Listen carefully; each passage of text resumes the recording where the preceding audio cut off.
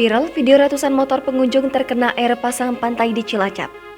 Banyak kegiatan atau aktivitas yang bisa dilakukan para masyarakat saat libur lebaran. Salah satunya berwisata bersama keluarga mengunjungi tempat wisata seperti pantai. Namun, harus hati-hati juga jika membawa motor dan pergi ke pantai. Kalau tidak, nasibnya bisa sama seperti ratusan motor yang mendatangi sebuah pantai di Cilacap ini.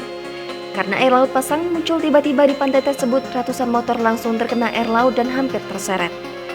Kejadian ini terekam dalam sebuah video dan diunggah ke media sosial, salah satunya di akun Instagram @underly_48.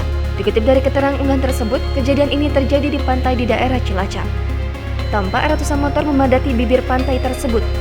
Banyak pula ratusan orang yang sedang berada di pantai itu untuk menikmati suasana pantai.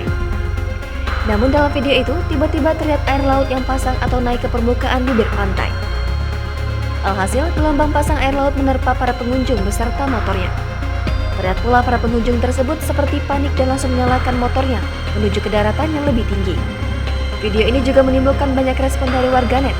Mayoritas dari mereka mengatakan kekhawatiran apakah motor tersebut bisa aman dari karat dan keropos atau tidak.